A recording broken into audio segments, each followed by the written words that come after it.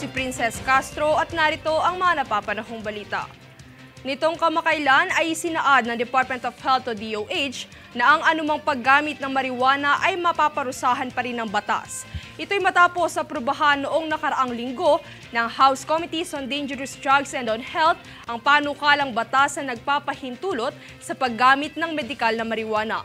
Pinalalahanan ng DOH ang publiko na iligal pa rin ang paggamit ng marijuana sa ngayon, maliban na lang kung ang isang Compassionate Special Permit ay inilabas ng Director General ng Food and Drug Administration na nagpapahintulot sa pag-import at paggamit ng gamot sa loob ng bansa.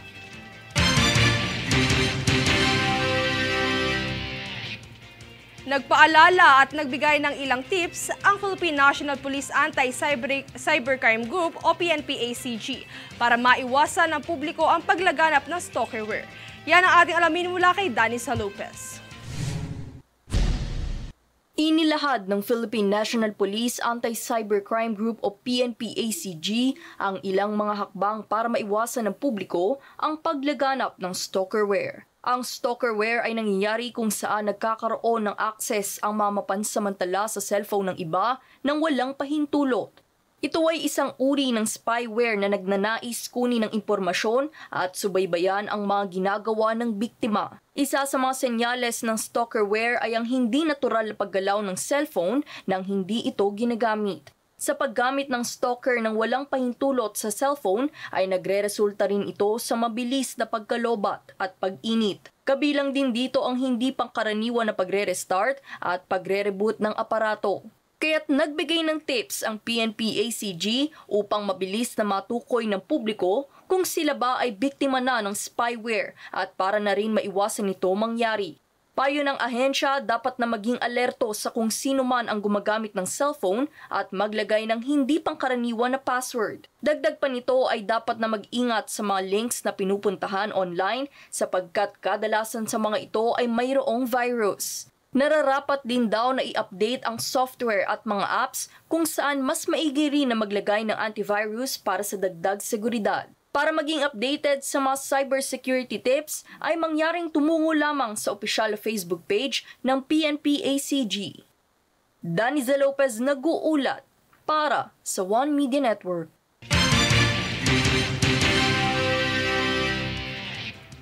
Ngayong araw ng mga puso, patuloy ang pagsasagawa ng operasyon ng Metropolitan Manila Development Authority o MMDA Special Operations Group Strike Force sa mga kalye ng Maynila.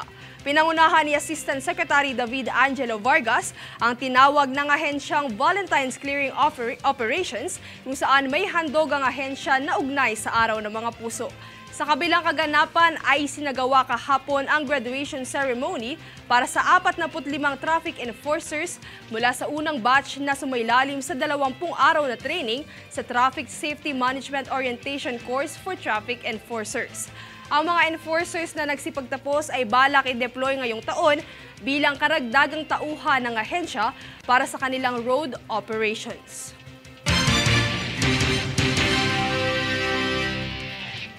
Kami ang boses ng pagbabago. Ako si Princess Castro at ito ang News Force.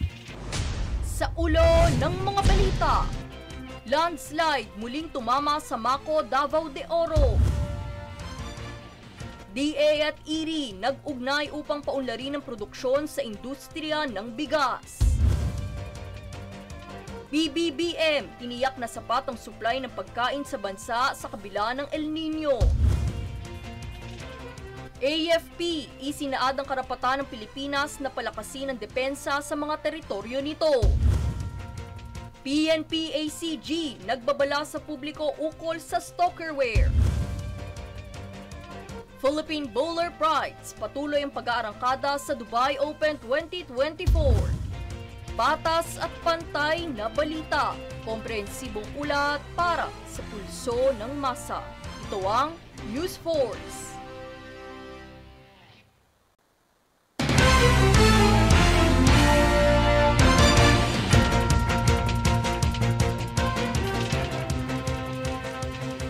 Ako si Princess Castro at narito ang mga napapanahong balita. Nakapagtala ng halos 89,000 voter applications ang COMELEC sa unang araw pa lamang ng voter registration period nitong ika-12 ng Pebrero. Mula sa lalawigan ng Calabarzon ang may pinakamaraming bilang ng mga nagparehistro na sinundan naman ang National Capital Region at Central Luzon, gayon din sa Central Visayas at Ilocos Region. Inaasahan na mas darami pa ang magpaparehistro na magiging epektibo hanggang ika-30 ng Setyembre.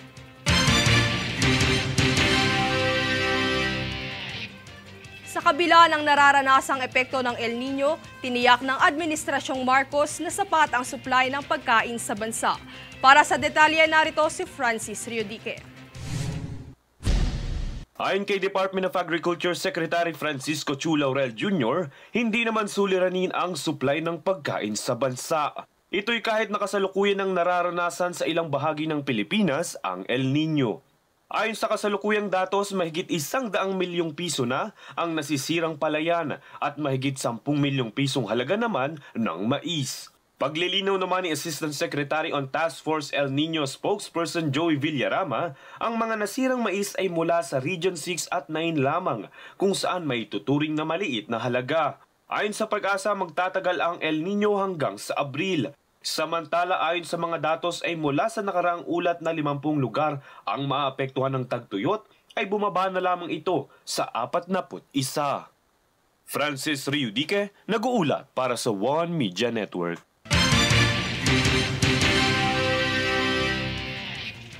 Sa pagsulong ng drug-free workplace ng PMO Davao ay sinagawa ng Port Police personnel nito at Philippine Drug Enforcement Agency o PDEA Region 11 ang inspeksyon sa mga pantalan. Sa operasyon ay sinama ang K9 units para matukoy kung mayroong bang mga napuslit na iligal na droga. Kalaunan ay wala rin namang naitalang kaso sa inspeksyon ng ipinagbabawal na droga sa mga pantalan.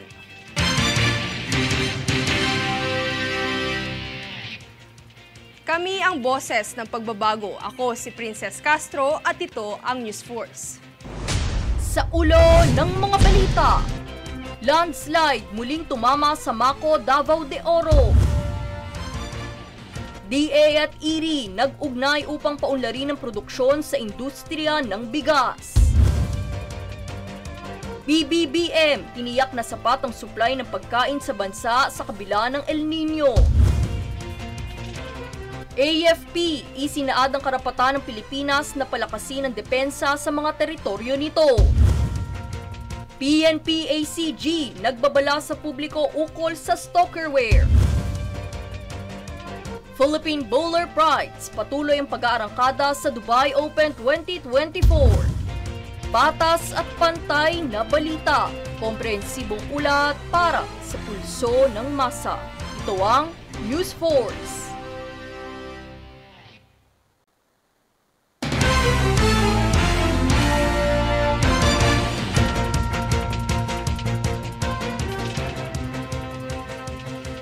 Ako si Princess Castro at narito ang mga napapanahong balita.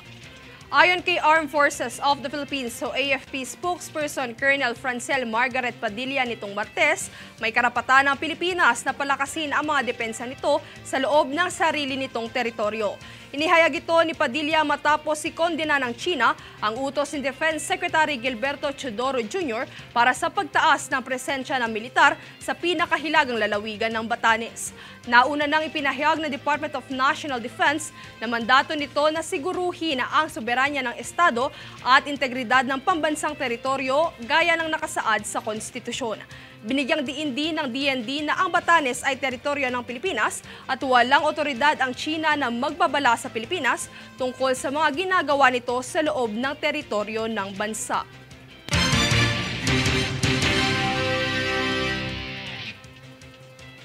Nag-ugnay ang Department of Agriculture at International Rice Research Institute para paigtingin ang mga pag-aaral ukol sa pagpapaunlad ng industriya ng bigas sa bansa. Tutukan ng impormasyong dala ni Jade Buhoy para sa balita. Opisyal nang nilagdaan ng Department of Agriculture o DA at International Rice Research Institute o IRRI ang kasunduan para sa pagbuo ng mga pananaliksik at teknikal na inisyatibo upang palakasin ang industriya ng bigas sa bansa.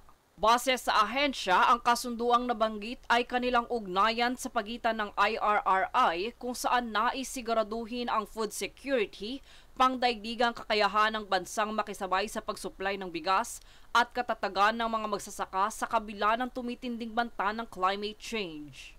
Base naman sa datos ng Philippine Statistical Authority, ang naitalang rice stock level ay mayroong bahagyang pagtaas kada buwan sa taong 2023 na nasa bahagdan ng 14.8%, kung saan mayroong 20.6 million metric tons ng palay ang naiproduce sa bansa.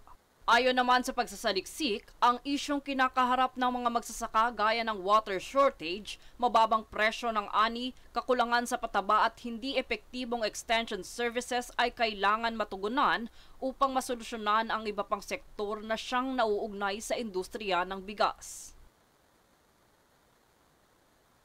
Jade Buhoy, nag-uulat para sa One Media Network.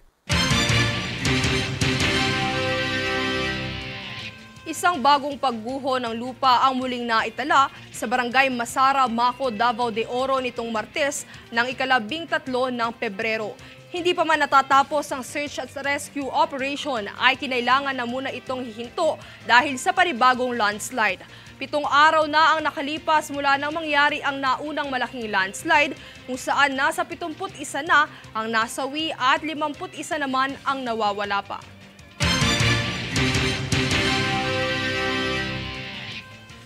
Kami ang boses ng pagbabago. Ako si Princess Castro at ito ang News Force. Sa ulo ng mga balita, landslide muling tumama sa Maco, Davao de Oro.